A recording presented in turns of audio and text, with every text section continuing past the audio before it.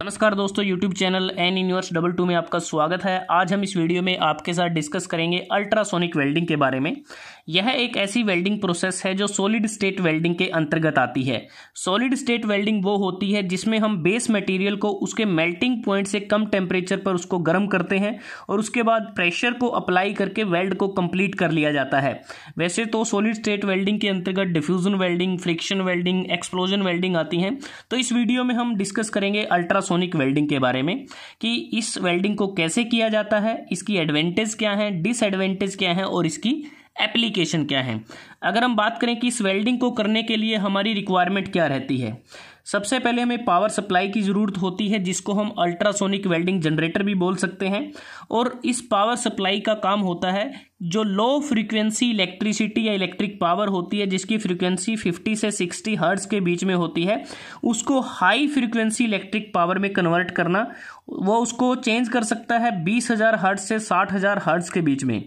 ज़्यादातर 20,000 हर्ट्ज़ का यूज किया जाता है, लेकिन मैक्सिमम ये 60,000 हर्ट्ज़ तक इसको लेके जा सकते हैं। उसके बाद जो नेक्स्ट कंपोनेंट होता है वो होता है ट्रांसड्यूसर, जिसको हम कन्वर्टर भी कहते हैं। ट्रांसड्यूसर मेनली दो टाइप के हम यूज कर सकते हैं, पीजियो इलेक्ट्रिक हो सकता है और मैग्नेटोस्ट्रक्टिव हो सकता है। आवश्यकता अनुसार इनको यूज किया जा सकता है।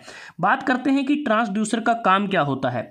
ट्रांसड्यूसर का काम होता है पावर सप्लाई से जो हाई फ्रीक्वेंसी इलेक्ट्रिक पावर आई है उसको कन्वर्ट करना है हाई फ्रीक्वेंसी साउंड वाइब्रेशन में, जिसको हम अल्ट्रासाउंड भी कह देते हैं। अल्ट्रासाउंड जो वाइब्रेशन है उसमें इसको चेंज करता है।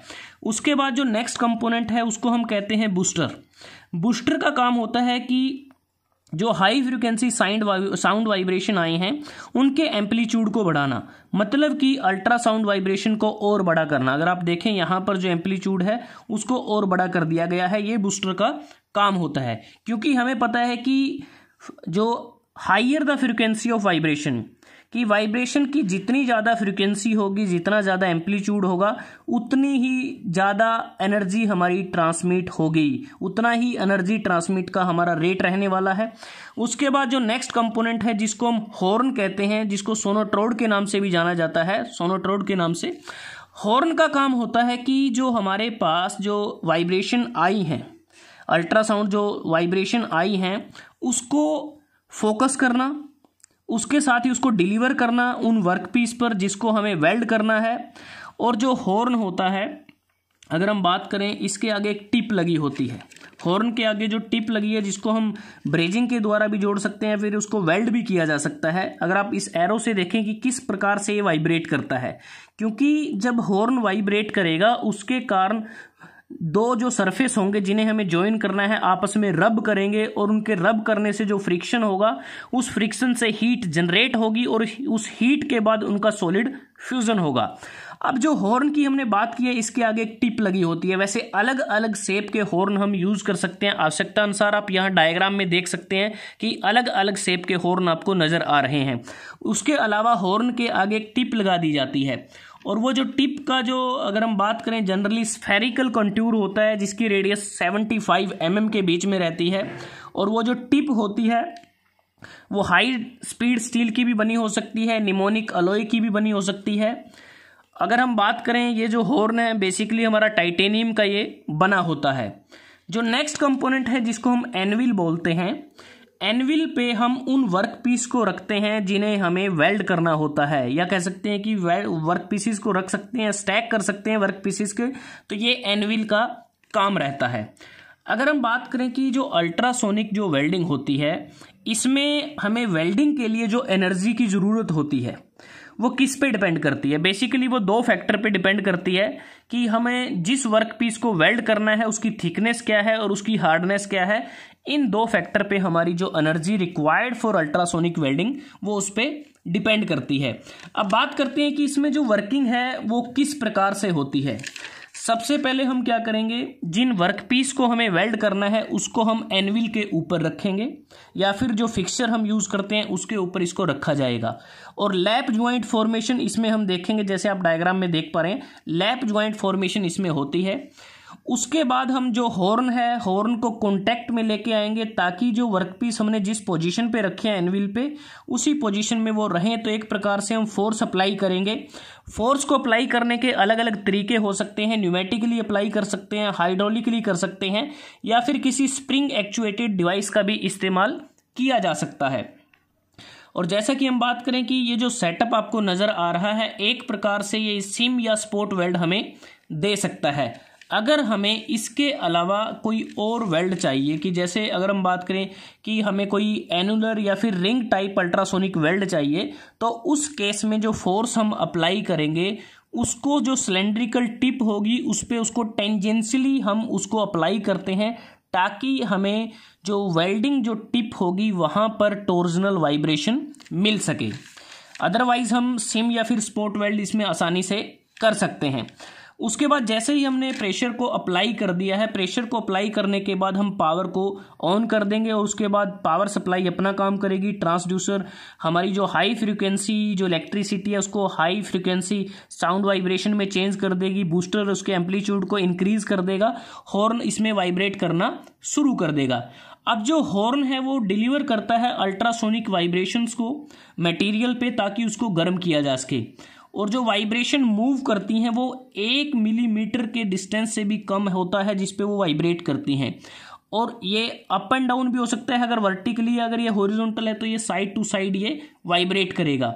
और इस प्रकार क्या होगा कि हीट जनरेट होगी फ्रिक्शनल हीट के कारण। सो इनका जो टेम्परेचर यहाँ पर जो हीट जनरेट होगी वो जो हीट होगी वर्क पीस के मेल्टिंग पॉइंट से कम होगी। बस यहाँ पर सॉलिड फ्यूजन हो सकता है। और जो वाइब्रेट हुआ यहाँ पर तकरीबन अगर हम बात करें जो वाइब्रेशन होती है 1 सेकंड में 20,000 से 40,000 टाइम्स के बीच में ये वाइब्रेट कर सकता है। और इन वाइब्रेशन के कारण ही फ्रिक्शनल हीट होती है और जिसके कारण मटेरियल प्लास्टिक स्टेट में आता है और उसके बाद वो आपस में जुड़ जाते हैं। ये तो होता है मेटल के केस में। जैसा कि हमने बात की कि अल्ट्रासोनिक वेल्डिंग को हम मेटल के साथ भी यूज कर सकते हैं और प्लास्टिक के साथ भी। अगर हम मेटल के साथ यूज करते हैं जो अल्ट्रासोनिक वाइब्रेशन होती हैं वो डिलीवर होती हैं parallel to the plane of the material. अगर प्लास्टिक के केस में वेल्डिंग की जाए तो जो वाइब्रेशन डिलीवर होंगी वो परपेंडिकुलर होती हैं to the plane of material. अगर हम फ्रिक्शन हीट की बात करें मेटल के केस में जो फ्रिक्शनल हीट है वो मेटल सरफेस के टेम्परेचर को इंक्रीज कर देती है और वो तकरीबन 1/3 होता है मेल्टिंग टेम्परेचर के। लेकिन मेटल के केस में जो वर्कपीस हैं आपस में मेल्ट नहीं होते। अगर प्लास्टिक की बात करें प्लास्टिक के केस में जो फ्रिक्शनल हीट होती है वो टेम्परेचर को इंक्रीज कर देती है इतना कि जो प्लास्टिक है वो मेल्ट कर जाए। अगर प्लास्टिक मेल्ट करेगी तो उससे क्या होगा कि जो प्लास्टिक मॉलिक्यूल्स होते हैं आपस में मिक्स हो जाते हैं एक दूसरे के साथ और उसके बाद वो बॉन्ड बनाते हैं और कूलिंग के बाद जो प्लास्टिक सरफेस है वो अच्छी तरह से वेल्ड हो जाता है। और इस पूरी प्रोसेस को होने में तकरीबन फ्रैक्शन ऑफ सेकंड से 1 सेकंड या कुछ सेकंड तक का टाइम ही लगता है। काफ़ी फास्ट ये प्रोसेस होती है।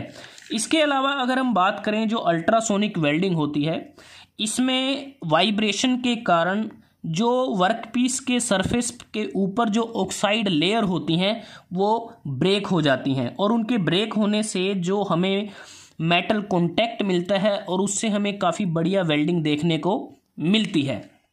उसके बाद जो ज्वाइंट हम बनाते हैं अल्ट्रासोनिक वेल्डिंग की मदद से उसकी जो स्ट्रेंथ है बेस मेटल की स्ट्रेंथ से तकरीबन वो 60 से 100% तक वो होती है। बेस मेटल की स्ट्रेंथ की 65 से 100% उसकी स्ट्रेंथ होती है। और इसमें जो सीम वेल्डिंग अगर हम बात करें सीम वेल्डिंग अगर की जाए तो उसकी जो स्पीड जो इसमें रिपोर्ट की गई है वो तकरीबन 10 मीटर प्रति मिनट उसको किया जा सकता है। और स्पोर्ट वेल्ड को तो 1 सेकंड से कम समय में भी किया जा सकता है, लेकिन उसके लिए जो मैक्सिमम थिकनेस रहती है थिन वर्कपीस की वो 3 mm से ज़्यादा नहीं होती है।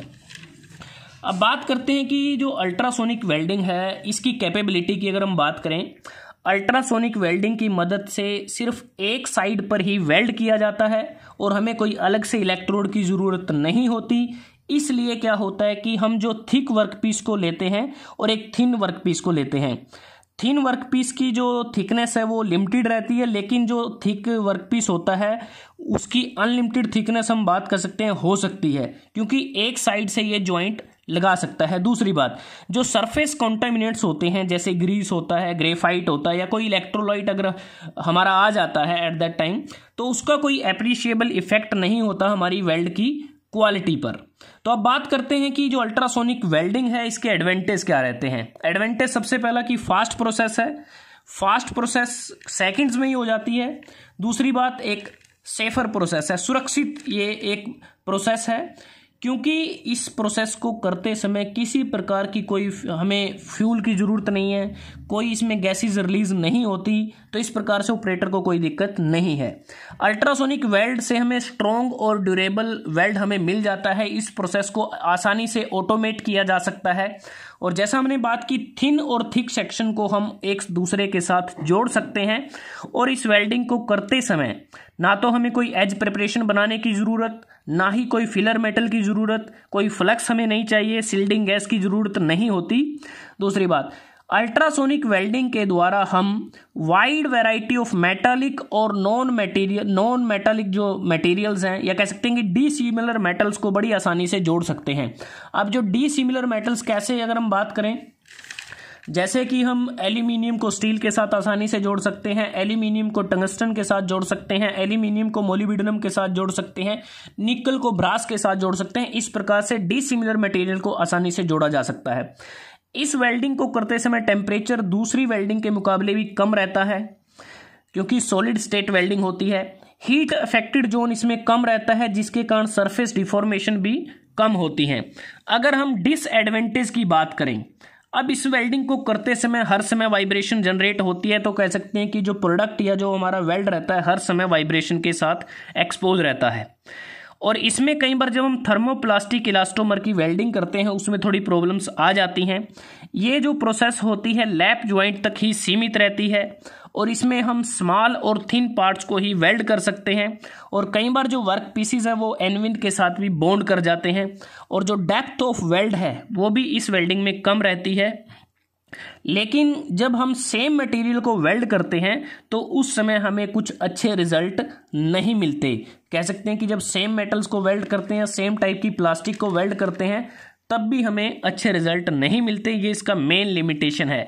अगर एप्लीकेशन की बात करें आज की डेट में, जैसे हमने बात की कि जो अल्ट्रासोनिक जो वेल्डिंग है एरोस्पेस इंडस्ट्री में इसका यूज़ किया जाता है, ऑटोमोटिव इंडस्ट्री में इसका यूज़ कर सकते हैं, प्लास्टिक पार्ट को बनाने में इसका यूज़ कर सकते हैं। जैसे अगर हम बात करें, इस वेल्डिंग के प्रयोग से हम acetal nylon, polypropylene, high density polyethylene, PVC, polystyrene, synthetic textile को भी हम आसानी से वेल्ड कर सकते हैं।